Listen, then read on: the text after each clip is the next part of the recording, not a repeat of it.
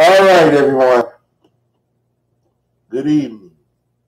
This is Nate from BigNate.org, and today is Transformation Tuesday.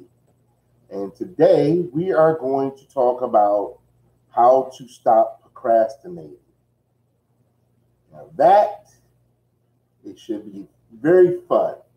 I'm not going to keep you long because I learned a very valuable lesson last night. Doing long videos doesn't really get you anywhere unless you have a long workshop and a lot of details that you want to cover. Most of the stuff that I want to talk to you about is little bits and pieces because I found that people will, they like you more. They'll pay attention more if it's in bits and pieces and they can digest bits and pieces. Now, I will be doing longer videos, but for the most part, I'm not going to be in here more than 10 minutes. But again, today, we're going to talk about how to stop procrastinating. Now, that could be anything. I have a workshop that is coming out called Dare to Dream and Cover 90 Days to a New You. And the first thing I tell all participants in this particular program is procrastination is the suicide of success. Let me say that one more time to you guys. Procrastination is the suicide of success. Now, I may when some people say it, but it's true. When you procrastinate, you're really killing a lot of things, but most importantly, you're killing the most important thing in your life, which is time. You always say, don't put off, what you can do tomorrow, what you can do today. And that's very true. Procrastination basically means that it's a problem that's linked between human nature and has something to do with time. It's a habit that's characterized by habits of delaying things and believing that it's useless to do today if you can still do it tomorrow. So in other words, if I know I can do it tomorrow, why would I do it today? But then tomorrow, if the deadline or whatever it is, it's hard to get people to do anything if I know that I can do this tomorrow.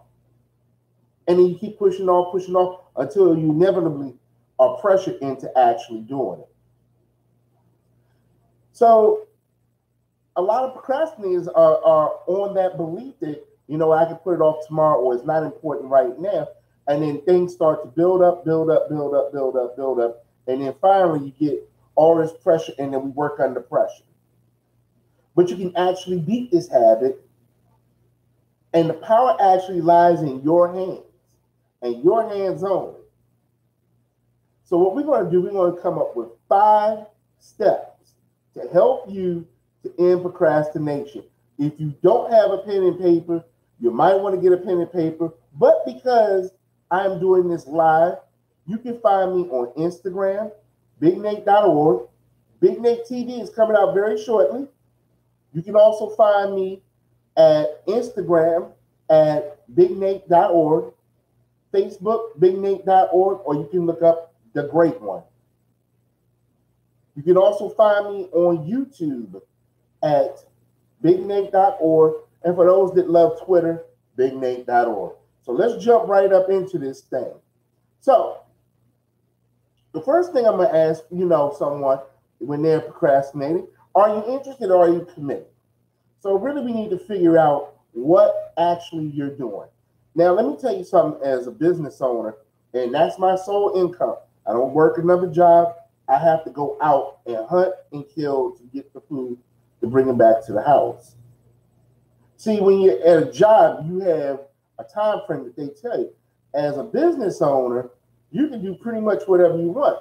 If I procrastinate long enough, the rent gets backed up, the car note gets backed up, everything gets backed up.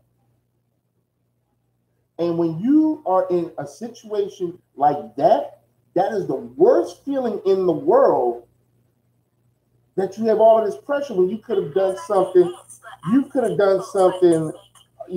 prior to that. I can assure you that I am very interested and getting my client, making sure that everything is done, because I want to go play over the weekend. I want to go play later on at night. I want to go to the baseball game. I want to do all of this, but I cannot do this if I am not interested in doing my work at that time. And then if you're interested, then you need to be committed. So the first step is, am I really interested in cleaning the house right now? Probably not. Until it gets backed up, and then you have to have, as one of my brothers would say, we're going to have a GI party, which means you're going to basically have to clean the house, stem to stern, instead of just managing it. When you commit to something, you're saying, I promise to do this, and I'm going to do it to its completion. So the first thing you're going to ask yourself, am I interested or am I committed? Am I committed to doing this? Because it's amazing when your back is up against the wall, what you're committed to doing, versus you don't really have the pressure. A lot of smart business people, they have themselves in a position where they're going to do it right then and there, right then and there, and they break it up in chunks, and they prioritize themselves. I had to learn the hard way. I had to do a spring cleaning in my house, and I was amazed. It took me almost 2 weeks to really get the house at a way that I could control it. In my business, I'm thinking, I'm going to have a flash of pan. No, it doesn't really work that way, because I was interested in getting clients until I became committed to getting out there to actually having to do it. Now, what I'm trying to tell you is this. When you are committed, you are more likely to complete the task and do it in a way where you can go back and actually make adjustments if need be. When you're interested in you doing it and your back is up against the wall, guess what? You're not going to have a lot of time. All right, so let's get to number 2. Let me do number 2 because we ain't got a lot of time. All right, be curious about why you're procrastinating. Why are you procrastinating? Why? Because you want to sit and watch Power, Real Housewives of Atlanta, Game of Thrones, Walking Dead? I don't really know. But you need to be curious to what is stopping you from sitting where you're sitting and not going to do what it is that you need to do. If you know that you want to start your business, it's very easy. Go do your SS4. That's your tax ID number. The hardest step is taking the first step. Get up and just do it, like Nike. But you need to be curious to find out why I don't want to do this report right now. Is it boring? Or you work well under pressure? I work well under pressure, but when you work under pressure, guess what? You don't have any room for error. Let me give you an example. When you are curious about what you're doing, it will help you to move a little bit faster and a little bit further in what you're doing, no matter what. Because when you're procrastinating and you delay, your inevitable situation is going to get out of hand. So you need to be curious to find out why you're sitting. Why am I sitting and waiting and not doing what I need to do? If the dishes are supposed to be clean right now, why am I not cleaning? Because I want to watch Power? But I can watch Power on demand. Oh, I got to go. I get it if you're going somewhere and you have to do something. But if you're not, guess what? Get up and wash the dishes. Sitting there is just, you're burning time. And that's something that you're not going to get back. Number 2, whatever you're procrastinating and you sat there and you became curious about it, Power. Let's just use Power because I like that show. So I know it's time to wash the clothes. And when I'm washing my clothes, I got the clothes sitting in the bucket. I'm ready to go put them in the laundromat, but Power's on. So now I'm stuck on Power. Then it's Snowfall. Then it's Live PD. Then it's the First 48. Then it's Lock Up Raw. I just wasted 4 hours of my time. Why? Because I wanted to watch TV. So I gave it a name. Time waster of TV. My TV time. And at this point, now that you've given it a name, let me show you what's going to happen. When you start to know that you're getting ready to procrastinate because you have something to do, call it by name. I don't care what you call it. I got to write this report. But I'm on Facebook, watching Big Nate stream and rant about why we procrastinate. So you give it a name. You become curious about it and what's making you stall from doing what you need to do to get where you need to go. But then you give it a name. Give it George. I don't really care what you give it. Be curious about it and give it a name. Now, here's something that's very interesting. It's called creating a mantra. Now, I know this is going to really take, it's kind of out of the box thinking. I have a brother that's a very good animator. And when I say, I ask, are you interested or are you committed? This dude is committed to the hilt on dealing with Paperface. That's his cartoon. He is committed to the hilt. There's no, am I interested? When you walk into his house and you see all of the studio equipment, he is dead serious about what he's doing. And it made me think, where did you get the drive from? Because he keeps seeing it every day. So he made a mental mantra. But usually mantras are things that you say and you put into the atmosphere so that you hear it. Like, I will become successful. I will lose 10 pounds. I will lose whatever. So what you're going to do, instead of using it as a goal, you use that mantra. I will finish this report today. I will write the first 10 chapters of my book. I will wash the clothes by 5 o'clock. Okay, let me stop right there. So now we got the mantra. Let me give it another step real quick, a sub-step. When you start to put that mantra in there, put a time limit on it. What you're going to do, you're going to put a time limit on it. So if I know that I got to wash clothes, when power come on at 9, guess what? I need to start washing my clothes by 5 because I want to be either folding clothes when power is on or I want to be done. All right, let me take you into the last thing. We're about to close this thing out because I got another one for you guys later on. All right, breaking things up into smaller steps because I know you can get overwhelmed. So now what we're going to do is a thing called the power of 3 and 4. So let me explain the power of 3 and 4. When you do the power of 3 and 4, basically what you're going to do is do a to-do list. All right? I really want you guys, this is so important right here because I promise you, you do this tonight and you do it, or you do it tomorrow, but you really want to do it tonight because I don't want to make you procrastinate. But if you do this, I promise you, you will see a complete difference. If you do it daily and weekly, I promise you, your life in 2 weeks will be totally different.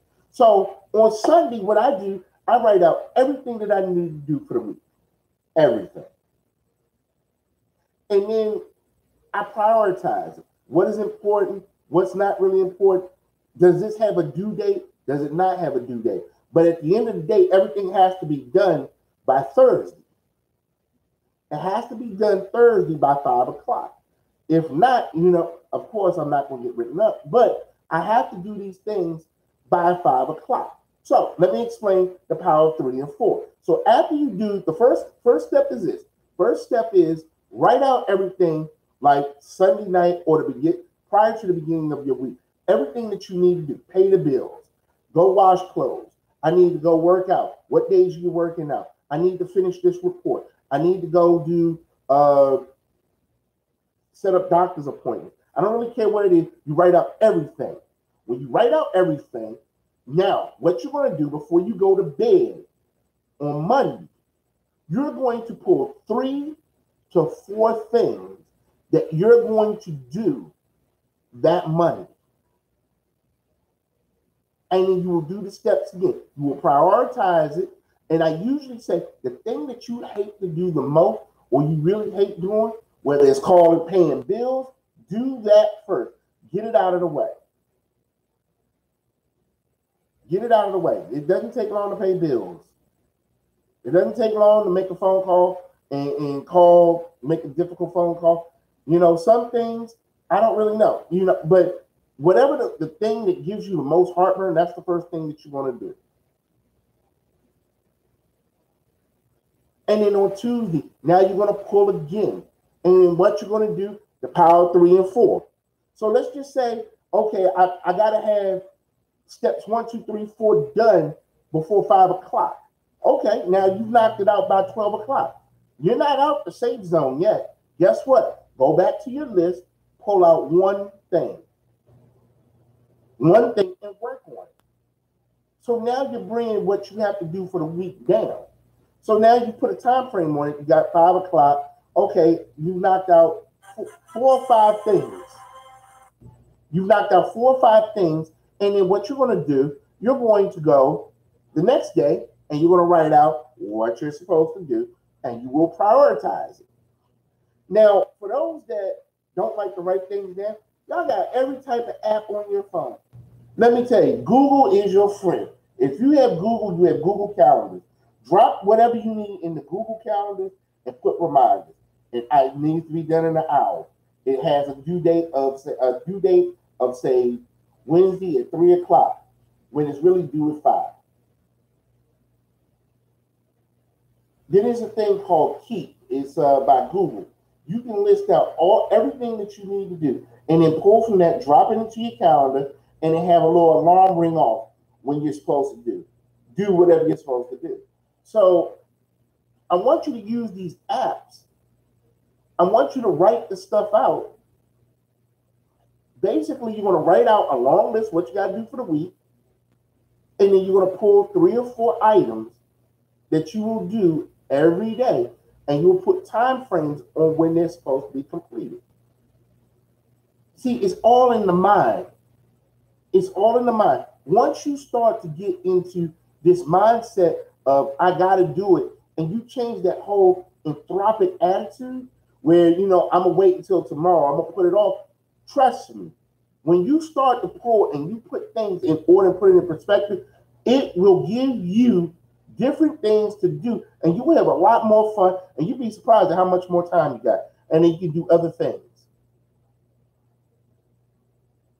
Listen, I appreciate you guys watching me rant and rave about how to not procrastinate. Let me tell you this, and I'm going to leave.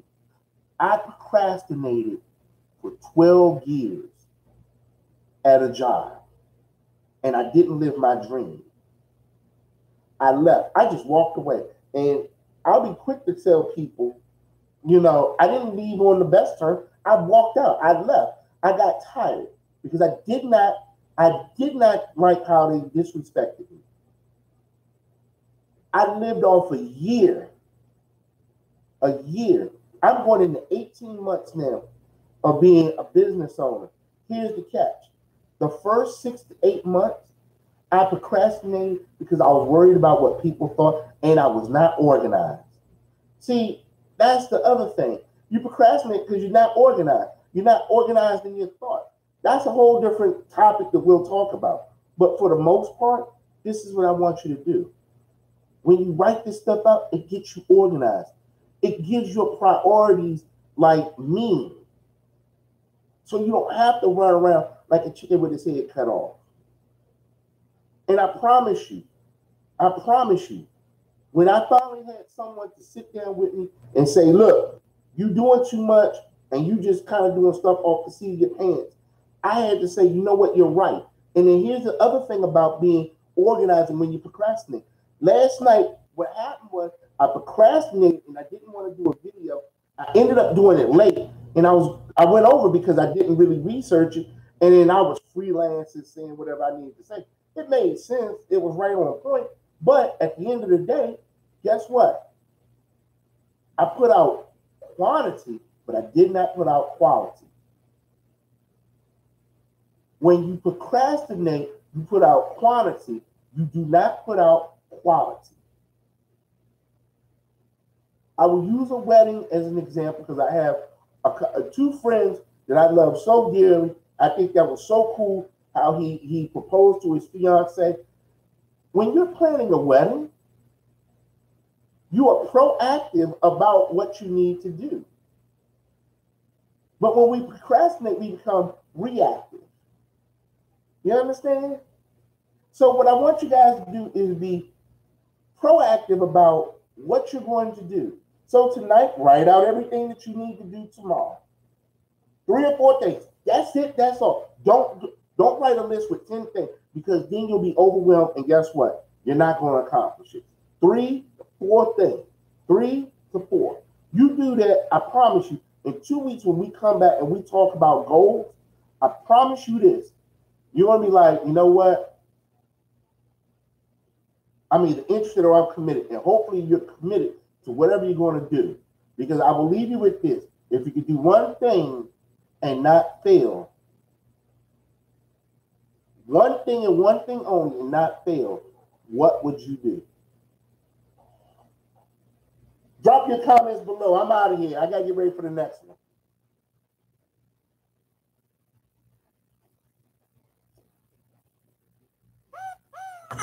Text message.